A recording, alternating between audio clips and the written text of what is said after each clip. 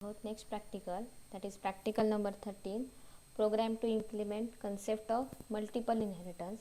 या अगोदरच्या प्रॅक्टिकलमध्ये आपण सिंगल इनहेरिटन्स बघितला. ओके, सो आता मल्टिपल इनहेरिटन्स काय आहे ते आपण बघूया फर्स्ट. सो इनहेरिटन्स तुम्हाला माहिती आहे की the process of deriving a new class from old class is called as is called as inheritance. Okay, so ह्या इनहेरिटन्समध्ये चाइल्ड क्लास असतो, बेस क्लास असतो. तुम्ही त्याला चाइल्ड क्लास, बेस क्लासला तुम्ही बेस क्लास, पॅरेंट क्लास किंवा सुपर क्लास म्हणू शकता. तर चाइल्ड क्लासला तुम्ही सब क्लास किंवा डिराइव्ड क्लास असंही म्हणू शकता. सो आज आपण बघणार आहोत तो म्हणजे multiple inheritance. So multiple inheritance म्हणजे काय बघा. When a class is derived from 2 or more base classes, such inheritance is called as multiple inheritance. म्हणजे एकापेक्षा जास्त बेस क्लास असतील तर आपण त्याला एकापेक्षा जास्त बेस क्लास वापरून आपण जर एखादा प्रोग्राम करत असू तर त्याला आपण काय म्हणतो, मल्टिपल इनहेरिटन्स म्हणतो. It allow us to combine the feature of several existing classes into a single class. हा काय करतो, आपण एकापेक्षा जास्त बेस क्लासच्या प्रॉपर्टीज एकत्र करून आपण काय करू शकतो, तिसरा म्हणजे एखादा सिंगल क्लास बनवतो. त्याला आपण काय म्हणतो, मल्टिपल इनहेरिटन्स. आता इथे बघा, इथे एक डायग्राम आहे. इथे 3 बेसिस म्हणजे अप टू बेस एन असे क्लासेस घेतलेले आहेत. सो पहिला आहे बेस 1, सेकंड आहे बेस 2 आणि इथे अप टू बेस एन म्हणजे हे एका 2 किंवा 2पेक्षा जास्त. ओके, 2 किंवा 2पेक्षा जास्त बेस क्लासेस असतील आणि त्या सगळ्यांपासून मिळून जर आपण एकच सिंगल क्लास बनवत असू तर त्याला आपण म्हणतो मल्टिपल इनहेरिटन्स. तुम्हाला या डायग्राममध्ये दिलेली आहे बघा. ओके, आता याचा सिंटॅक्स बघूया. सिंटॅक्समध्ये पहिल्यांदा काय आहे, तुम्हाला क्लास हा कीवर्ड लिहावा लागतो. ओके, सो क्लास कीवर्ड लिहिल्यानंतर त्या बेस क्लास 1 तिथे म्हटलं आहे बघा. तर बेस क्लास 1 जे काही तुमचं जे काय जो पहिला बेस क्लास आहे त्याचं तुम्हाला तिथे काय करायचं आहे, नाव द्यायचं आहे. त्याच्यानंतर त्या क्लासच्या ज्या काही प्रॉपर्टीज असतील त्या तिथे येतील. त्याच्यानंतर त्याचं मेंबर फंक्शन्स. देन तुम्हाला काय करायचं आहे, सेमिकोलन द्यायचं, क्लास क्लोज करायचा आणि सेमिकोलन द्यायचं. म्हणजे तुमचा पहिला बेस क्लास 1 इथे काय होतो, क्लोज होतो. ओके, त्याच्यानंतर आहे क्लास बेस अंडरस्कोर क्लास 2 म्हणजे दुसरा बेस क्लास. म्हणजे पहिल्यांदा तुम्हाला जे 2 बेस क्लास आहेत ते तुम्हाला काय करावे लागतील, डिक्लेअर करून घ्यावे लागतील किंवा डिफाईन करून घ्यावे लागतील. सो बेस क्लास 2 घेतला, अगेन त्याच्यासाठी क्लास हा कीवर्ड वापरला आहे. त्याच्यानंतर जे काही तुमच्या सेकंड बेस क्लासचं नाव आहे ते इथे तुम्ही लिहिणार. ओके, त्याच्या ज्या काही प्रॉपर्टीज आहेत किंवा मेंबर फंक्शन्स आहेत ते तुम्ही इथे लिहिलीत. क्लास काही केलात आपण इथे क्लोज केला. इथे बघा डॉट डॉट आहेत म्हणजे तुम्ही अप टू बेस क्लास एनपर्यंत कितीही काय करू शकता, क्लास घेऊ शकता. ह्याचा क्रायटेरिया काय आहे, 2 किंवा 2पेक्षा जास्त क्लास असायला हवेत. सो इथे बघा, इथे त्यांनी इथे सिंटॅक्समध्ये म्हणून म्हटलं आहे क्लास बेस क्लास एन म्हणजे जो शेवटचा तुमचा nth नंबरचा जो काही क्लास आहे तो, त्याच्या प्रॉपर्टीज, त्याचं मेंबर फंक्शन आणि तो क्लास इथे काय करायचा आहे, क्लोज करायचा आहे.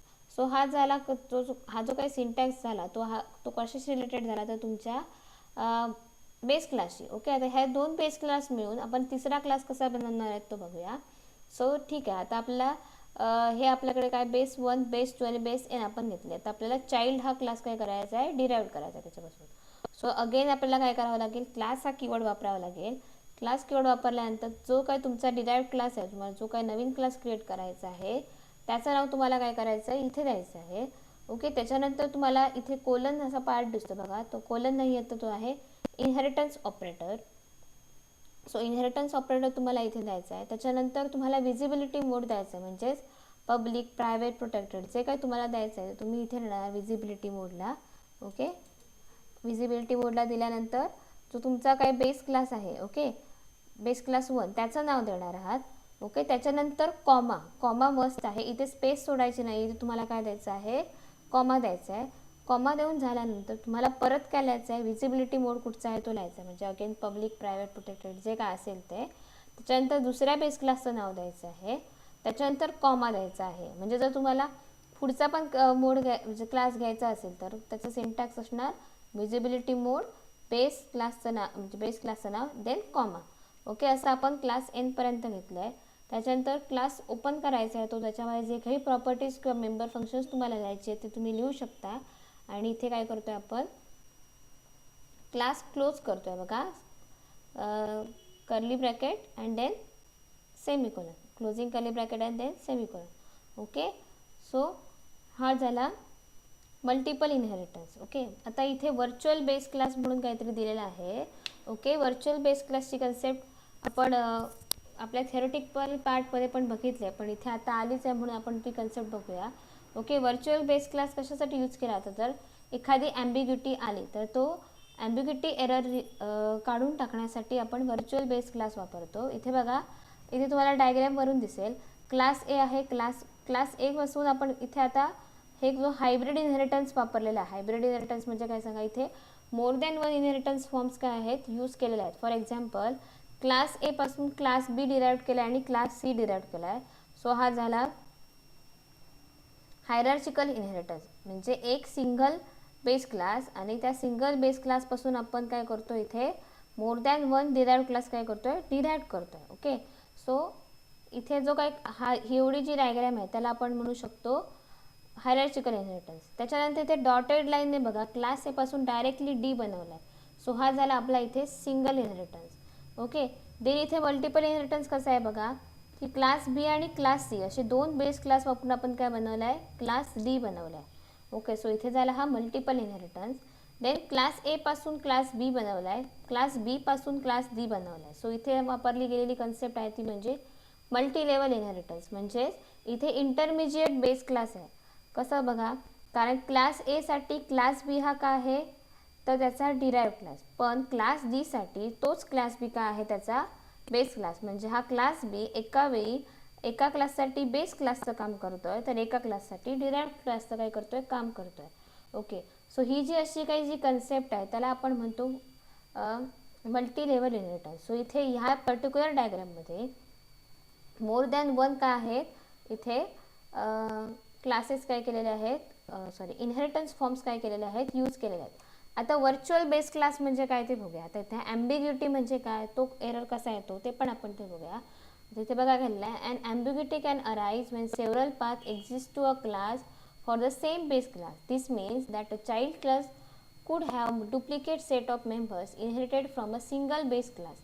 Okay, C++ solves this issue by introducing a virtual base class. When a class is made virtual, necessary care is taken so that duplication is avoided regardless of the number of paths that exit to the child class.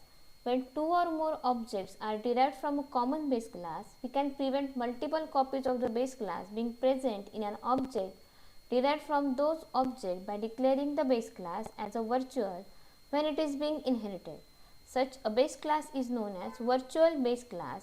This can be achieved by preceding the base class name with the word virtual. Okay, आता ह्याचा अर्थ काय बघा, की आता अशी जर condition असेल तर इथे ॲम्बिग्युटी एरर असतो. म्हणजे क्लास ए क्लास बी मध्ये बघा, आता हीच कंडिशन बघा, क्लास ए पासून आपण काय बनवतोय, क्लास बी बनवतोय. सो क्लास एचे प्रॉपर्टीज कोणाकडे आलेत, क्लास बीकडे पण आलेत. क्लास बी कडून आपण बनवला आहे क्लास सी. सो क्लास एच्या ज्या काय प्रॉपर्टीज आहेत त्या क्लास सी मध्ये पण आल्यात. पण मग जेव्हा आपण क्लास डी बनवणार तेव्हा प्रत्येकाकडे म्हणजे क्लास बीकडे आणि क्लास सीकडे क्लास एची एक एक कॉपी काय असणार, प्रेझेंट असणार. म्हणजे इथे काय झाले, डुप्लिकेशन झालं. ओके, म्हणजे क्लास एमध्ये पण बीमध्ये पण एच्या प्रॉपर्टीज आहेत, क्लास सीमध्ये पण काय आहेत, एच्या प्रॉपर्टीज आहेत. त्याच्यामुळे जेव्हा आपण डी डिराईव्ह करणार तेव्हा आपल्याकडे दोन एच्या कॉपीज बनणार. ओके, त्या दोन एच्या कॉपीज बनल्यामुळे काय होणार, आपली मेमरी वेस्टेज होते तिथे, किंवा तुमचा जो काही डेटाज तुम्ही स्टोअर करताय तिथे डुप्लिकेशन होतं. ॲम्बिग्युटी म्हणजेच काय, डुप्लिकेशन किंवा रिप्लिकेशन. ओके, सो हे रेप्लिकेशन का होतं सांगा. इथे बघा, क्लास ए पासूनच क्लास बी बनवला आहे, क्लास सी पासूनच काय बनवला आहे, क्लास ए पासूनच क्लास सी बनवला आहे. ओके, सो प्रत्येकाकडे काय आहे, त्याची एक कॉपी आहे, बरोबर. सो ही कॉपी जेव्हा क्लास डी बनवणार तेव्हा क्लास बी कडून एक क्लास एची कॉपी येईल, क्लास सी कडून पण एक क्लास एची कॉपी येईल. म्हणजे डी कडे माझ्या दोन क्लास एच्या कॉपी होतील. सो त्याची काहीही गरज नाही आहे. ओके, जर अशा दोन कॉपीज झाल्या तर फक्त काय होतं, कंपायलरचा ओव्हरहेड वाढतो किंवा इथे काय होतं, तुमची मेमरी वेस्टेज होते. सो अशा वेळी आपण काय करतो, की एक जो मेन बेस क्लास आहे, ओके, तर हा क्लास हे सगळ्यांमध्येच यूज केला आहे बघा. क्लास जर आपण असा इथून मल्टी लेवल इनहेरिटन्स बघितला, क्लास बी क्लास डी, तरी इथे काय होतं, तुमचा जो काही क्लास डी आहे त्याच्याकडे एच्या दोन कॉपीज जाणार. म्हणजे आता क्लास एकडे डीकडे किती कॉपी जातील ह्या पर्टिक्युलर डायग्राममधून, डायरेक्टली क्लास ए इनहेरिट होतोय ते क्लास डीमध्ये सिंगल इनहेरिटन्स एक कॉपी गेली. ओके, इथून मल्टी लेवल इनहेरिटन्स झाला, इथे अजून एक कॉपी झाली. म्हणजे क्लास डीकडे क्लास एच्या किती कॉपी झाल्या, दोन. ओके, इथून क्लास बी पासून क्लास डी इनहेरिट झाला, ओके, क्लास डीकडे आली एची तिसरी कॉपी. ओके, त्याच्यानंतर बी आणि सी पासून क्लास डी इनहेरिट झाला, क्लास डीकडे आली एची चौथी कॉपी. ओके, सो मग अशा एकच कॉपी म्हणजे तोच डेटा परत परत रिपीटेडली काय होतो इथे वापरला जातो. सो त्याच्यामुळे काय होतं इथे ॲम्बिग्युटी एरर होतं. म्हणजे काय, डुप्लिकेशन खूप होतं. सो हे डुप्लिकेशन रिमूव्ह करण्यासाठी किंवा तो जो काय ॲम्बिग्युटीचा जो काय एरर येतो, तो जो काय एरर आहे तो एरर रिमूव्ह करण्यासाठी आपण एखादा जो पहिला क्लास असतो त्याला आपण काय करतो, व्हर्च्युअल क्लास बनवतो. ओके, सो व्हर्च्युअल क्लास बनवण्यासाठी आपण इथे काय केलं आहे बघा, सिंटॅक्स दिला आहे. सोप्पा आहे. जो क्लास तुम्ही डिराईव्ह करताय ना, आता हा मला डी क्लास डिराईव्ह करायचा, सो जो पहिला क्लास हा कीवर्ड वापरायचा आहे. त्याच्यानंतर जो काय क्लास तुम्हाला डिराईव्ह करायचा आहे त्या क्लासचं नाव तुम्हाला इथे द्यायचं आहे. त्याच्यानंतर इनहेरिटन्स ऑपरेटर वापरायचा आहे. मग व्हर्च्युअल हा कीवर्ड वापरायचा आहे. इथे लक्ष द्या, इथे तुम्हाला एखादा बेस क्लास व्हर्च्युअल बनवण्यासाठी तुम्हाला व्हर्च्युअल हा कीवर्ड वापरावा लागतो. देन त्याच्या पुढची जी प्रोसिजर आहे ती काय आहे, सेम आहे.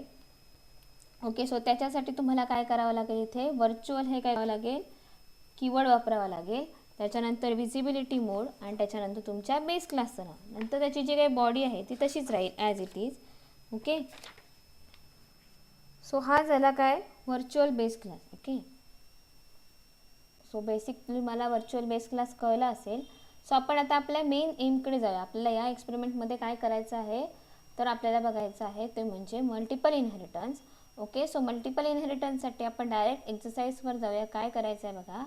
सो इथे त्यांनी 2 प्रोग्रॅम्स दिलेले आहेत. काही तुमच्या पर्टिक्युलर एक्झाममध्ये अशी डायग्रॅम दिली जाते. फर्स्ट क्वेश्चन असतो की identify the inheritance, then assume suitable data for the data for function members and write a program for particular inheritance. Okay, so आपण आता मल्टिपल इनहेरिटन्स बघतोय. सो आपण एकदम सोपा प्रोग्रामकडे जाऊया.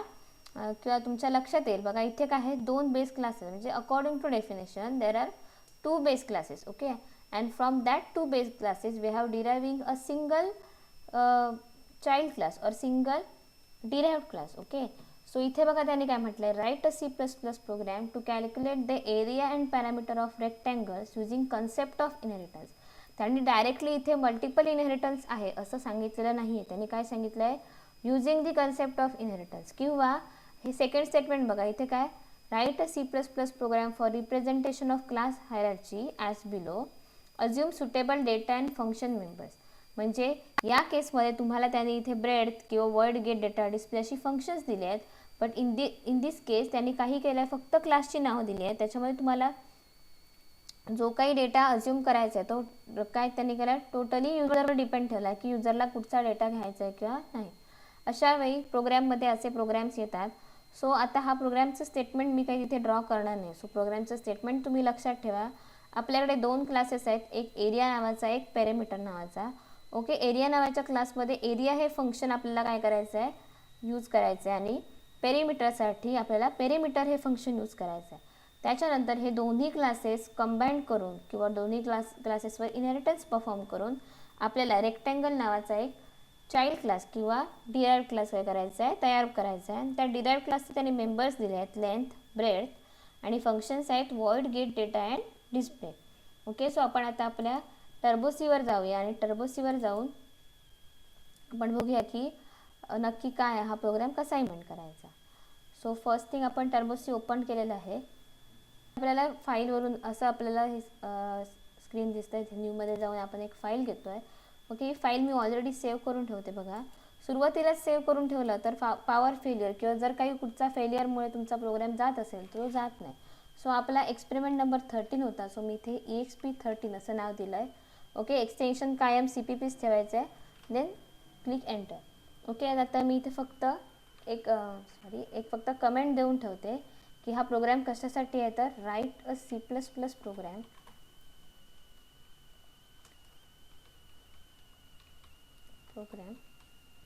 to calculate area and perimeter of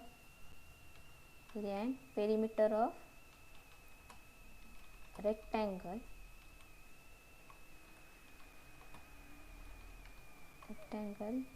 using multiple inheritance. Okay, multiple इथे घेऊया.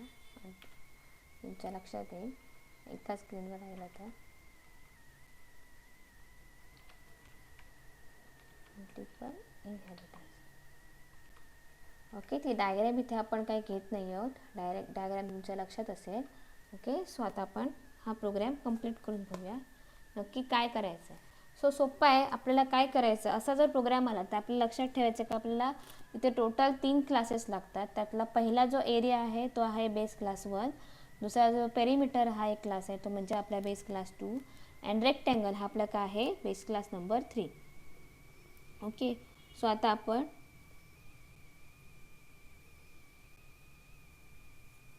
आता स्टार्ट करूया. सो फर्स्ट थिंग आपल्याला काय लागणार आहे ते म्हणजे आपल्या header files. So header files include करून घेऊया.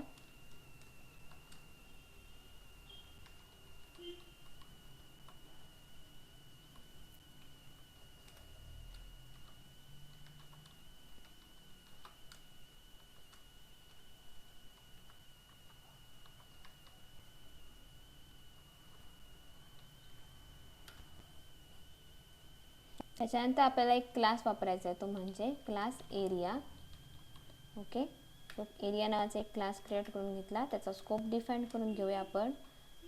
ओके, त्याच्यानंतर आपण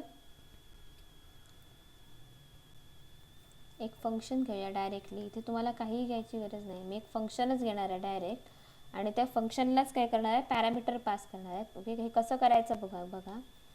इथे मी गेट एरिया नावाचं एक फंक्शन घेतलं. ओके, त्यालाच एक पॅटर्स पास करते इंटीजर एल. पण फर्स्ट थिंग की एरिया फाइंड आउट करण्यासाठी तुम्हाला रेक्टँगलचा जो काय एरिया कसा फाइंड आउट करतात त्याचा फॉर्म्युला माहिती असणं इम्पॉर्टंट आहे. सो फॉर्म्युला आहे length into breadth. Okay, so मी हे फंक्शन डिक्लेअर केलं. इथे मी इंटीजर घेतलं कारण का मला एक व्हॅल्यू रिटर्न करायची आहे त्या फंक्शनला. सो मी जो काय डेटा टाईप आहे जो आपण नॉर्मली वॉइड ठेवतो तो मी काय केला इथे इंटीजर ठेवला आहे. सो डायरेक्टली सिम्पली एक सोपं रिटर्न स्टेटमेंट देऊ इथे रिटर्न एल इंटू बी म्हणजे लेंथ इंटू ब्रेड्थ. तुम्ही डायरेक्टली असं घेऊ शकता की void get area integer L integer B, L for length B for breadth. Okay, so directly मग तेव्हा ब्रेडचं एरियाचं फंक्शन काय करू शकता इथे कॅल्क्युलेट करू शकता. हा एक फिजिबल वे आहे. आपण प्रोग्रॅमिंगमध्ये जेवढं कमीत कमी प्रोग्रॅमिंग म्हणजे जेवढ्या कमीत कमी लाईन्स ऑफ कोड्स करता येतील तितक्या करायच्या असतात. त्याच्यामुळे मी काय केलं इथे एवढंच केलं. आणि इथे माझा मी एरिया हा क्लास काय करते क्लोज करते. पण हा आपण पब्लिक ठेवूया कारण का आपण काय करणार आहोत आपला जो काही इनहेरिटेड क्लास आहे तो इथे यूज करणार आहे तो डेटा. मी तो इथे पब्लिक ठेवला. सेकंड थिंग आपण दुसरा क्लास बनवूया perimeter. Okay, so perimeter class बनवला. अगेन सेम जे आपण गेट एरिया क्लाससाठी केले तेच करणार आहोत. इथे एक पब्लिक सेक्शन घेऊ. ओके, त्याच्यानंतर आपण त्याच्यामध्ये इंटनेच ठेवूया. इंट गेट एरिया होता तर आपण गेट पेरी असं नाव ठेवूया फंक्शनचं गेट पेरी. ओके, त्याच्यामध्ये आपण आता पेरिमीटरसाठी सेम पॅरामीटर्स ठेवूया लेंथ आणि ब्रेड्थ कारण का आपल्याला तेच लागतात एरिया ऑफ रेक्टँगल किंवा perimeter of rectangle find out करण्यासाठी. सो इथे मी या फंक्शनचा स्कोप डिफाईन करून घेतला आणि इथे आपण लिहूया रिटर्न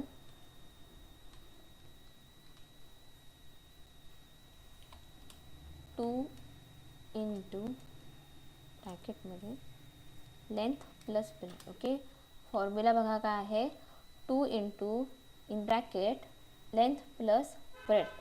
ओके, हा फॉर्म्युला इथे अप्लाय केला. इथे माझा पेरिमीटर हा क्लास पण काय झाला क्लोज झाला. सो आता नेक्स्ट क्लास आहे आपल्याला रेक्टँगल क्लास बनवायचा आहे. सो इथे आपल्याला ती इनहेरिटन्स ऑपरेटर वापरावं लागेल बघा क्लास. त्याच्यानंतर आपल्या डिराइव्ड क्लासचं नाव. सो डिराइव्ड क्लासचं नाव काय आहे रेक्टँगल. देन काय द्यायचं आहे आपल्याला इनहेरिटन्स ऑपरेटर द्यायचं आहे. देन आपल्याला विजिबिलिटी मोड द्यायचा आहे. आता एकच डेटा आहे तो पण पब्लिक आहे. सो मी इथे मोड काय ठेवला आहे पब्लिक. सो पहिला माझ्या क्लासचं नाव आहे एरिया, कॉमा द्यायचं आहे, स्पेस नाही द्यायचा आहे, कॉमा द्यायचा आहे. देन अगेन विजिबिलिटी मोड डिफाईन करायचा अँड देन तुमचा नेक्स्ट जो काय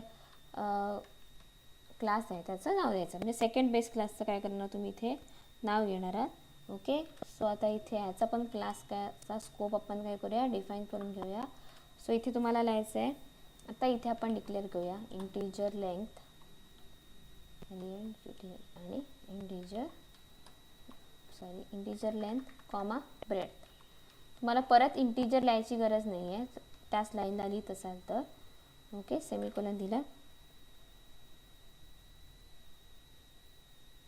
त्याच्यानंतर आपण एक पब्लिक सेक्शन घेऊया. पब्लिक सेक्शनला एक फंक्शन देऊया void गेट डेटा, कारण त्यांनी काय सांगितलं आहे, गेट डेटा हे फंक्शन कशामध्ये आहे तर तुमच्या रेक्टँगल क्लासमध्ये आहे. सो गेट डेटा नावाचं फंक्शन घेतलं इथे. ओके. सो आता गेट डेटामध्ये आपण काय करूया, युजरला सांगूया की तुम्ही लेंथ आणि जी काही ब्रेडथ आहे ती काय करा, एंटर करा. तो सी आउट आपण एक मेसेज देऊया युजरला, enter the length and breadth of rectangle. Length and breadth of rectangle.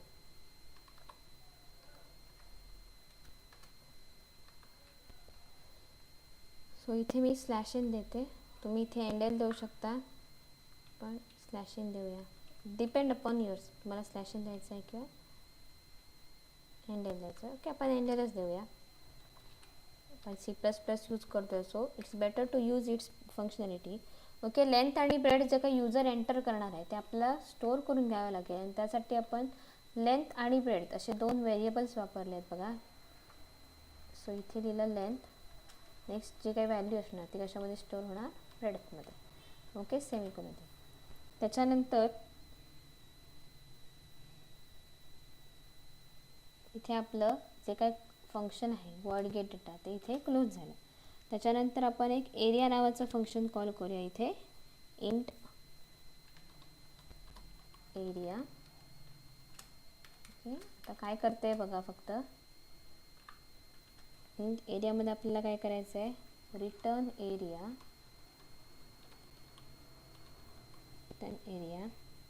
Scope resolution operator.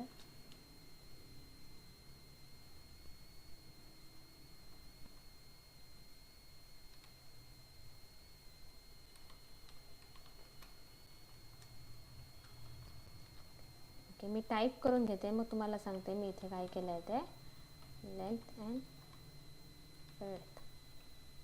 Okay, semicolon.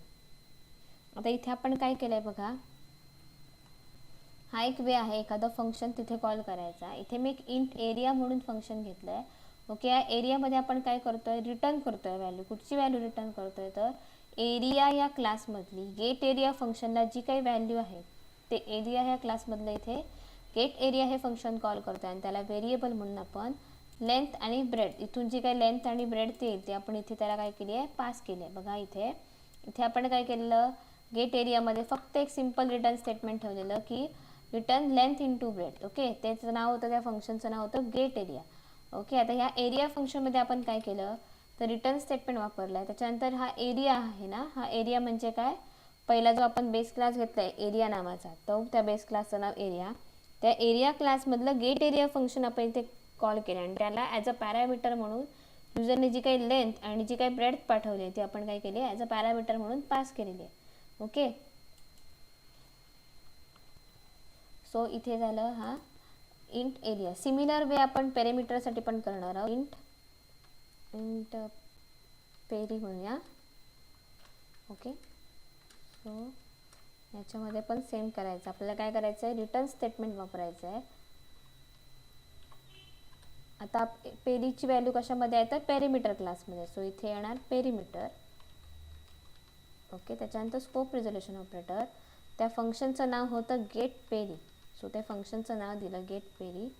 Okay, आणि त्याला व्हॅल्यू काय पाठवतो आपण, अगेन सेम लेंथ आणि ब्रेड. युजरने जे काही लेंथ आणि ब्रेड पाठवली आहे ती आपण त्याला ॲज अ पॅरामीटर पास करतो. ओके, इथे आपण ॲक्च्युअल पॅरामीटर आणि फॉर्मल पॅरामीटरची कन्सेप्ट यूज करतो. ओके, सो त्याच्यामुळे आपण हे असं घेतलं आहे. एवढं सगळं झाल्यानंतर आपण काय करणार आहोत, आता एक डिस्प्ले फंक्शन घेणार आहोत. ओके, असं नाही आहे की तुम्ही युजर फक्त तुमच्या स्क्रीन म्हणजे त्या डायग्राममध्ये 2च फंक्शन दिलीत म्हणून तुम्ही 2च फंक्शन वापरायला पाहिजे, तसं काही नाही आहे. किती फंक्शन वापरायची हे टोटली युजरवर डिपेंड असतं. सो हा मी प्रोग्राम मुद्दाम अशा प्रकारे केला आहे जेणेकरून तुम्हाला याही वेने प्रोग्रॅमिंग करता येतं हे कळायला हवं. किंवा नॉर्मल प्रोग्रॅमिंग करण्यापेक्षा थोडंसं आता आपण फर्दर पण प्रोग्रॅम्सकडे मूव्ह झालो आहे. त्याच्यामुळे आपण काय केलं इथे कसं यूज करू शकतो ते आपण इथे बघतोय. सो लेंथ लिहिलं आणि आता मी लेंथ कुठे स्टोअर केली आहे ती मी कॉल करते. तर माझ्या लेंथ या व्हेरिएबलला ही लेंथ दिलेली आहे. ओके, सिमिलर टाईमने मी ब्रेड्थ पण काय करणार डिस्प्ले करून घेणार. ओके, म्हणजे युजरने काय एंटर केलं आहे ते युजरला स्क्रीनवर दिसायला हवं म्हणून आपण हे लेंथ आणि ब्रेड्थ काय करतो आहे इथे डिस्प्ले करून घेतो आहे. सो इथे दोन्ही फंक्शन्स लिहून झाले आहेत. सो माझं इथे डिस्प्ले फंक्शन पण मी काय करते आहे क्लोज करते आहे. ओके, डिस्प्ले फंक्शन क्लोज झाल्यानंतर आपला इथे काय होईल क्लास क्लोज होईल. त्यानंतर आता आपल्याला लिहायचं आहे ते म्हणजे आपलं मेन फंक्शन. सो इथे मी वॉइड मेन वापरलं आहे. ओके, वॉइड मेनमध्ये आपण आता आपण काय करणार आहोत इथे पहिल्यांदा आपण घेऊया क्लिअर स्क्रीन.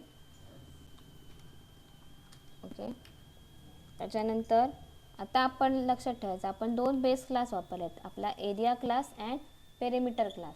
ओके, सो हा जो काही क्लास वापरला आहे त्याच्यापासून आपण काय केलं डिराइव्ह तर रेक्टँगल हा क्लास बनवला आहे.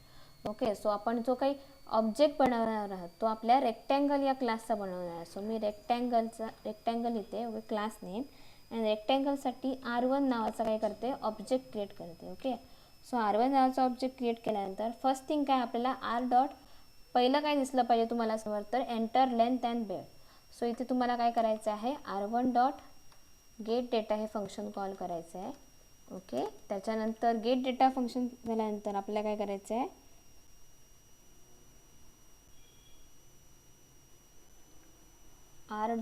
R1 डॉट डिस्प्ले म्हणजे जो काय डेटा तुम्ही इथे यूज केला आहे म्हणजे लेंथ जी काय युजरने एंटर केली आहे ते आपल्याला दिसायला पाहिजे म्हणून आपण इथे वापरणार R1 dot display.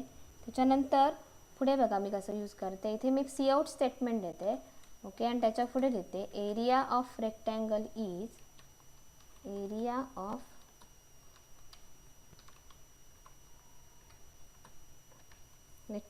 Is okay, त्याच्यानंतर आपण इथे ते एरिया फंक्शन कॉल करूया R1 dot area function call करूया. तुम्ही अशा वेने पण काय करू शकता फंक्शन कॉल करू शकता किंवा डायरेक्टली इथे एंडेल द्या आणि त्याच्यानंतर R1 डॉट एरिया कॉल करा.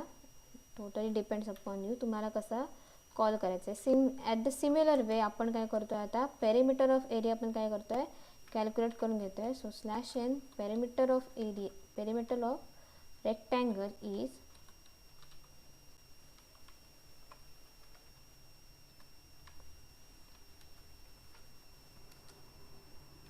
डबल कोटच्या बाहेर जाऊन आपण इथे करतो R1 डॉट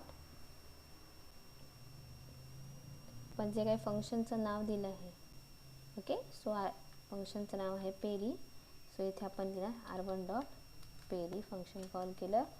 ओके, त्याच्यानंतर आपल्याला आउटपुट होल्ड करून ठेवायचं आहे. सो जसं आपण नेहमी यूज करतो तसं आपण काय यूज केलं आहे गेट ch यूज केला. ओके, हा सगळा प्रोग्रॅम मी सेव्ह करते. जर प्रोग्राम पूर्णपणे करून झाला तर आपण काही एरर्स आलेत का एरर्स येऊ शकतात बाय मिस्टेकली एखादं सेमिकोलॉन वगैरे मिस झालं तर. सो इथे कुठचाही एरर नाही आहे या प्रोग्राममध्ये.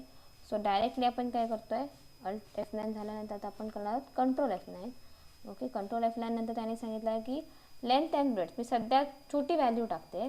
Okay, 3 and 4. सो आपल्याला कॅल्क्युलेशन करणं सोपं आहे. बघा लेंथ किती आली 3 होती आणि ब्रेड्थ काय होती 4 होती. So area of rectangle formula काय आहे length into breadth. So 3 into 4 is equal to 12 आला आन्सर. अँड पेरिमीटरचा काय फॉर्म्युला होता तर 2 into length into breadth. Okay, sorry 2 into length plus breadth. So first thing आहे आपण ब्रॅकेट सॉल्व करून घेतो. सो ब्रॅकेट सॉल्व केल्यानंतर आपल्याला काय व्हॅल्यू मिळेल 3 + 4 is equal to 7. So 7 into 2 is equal to 14. So हा झाला आपला मल्टिपल इनहेरिटन्स. ओके,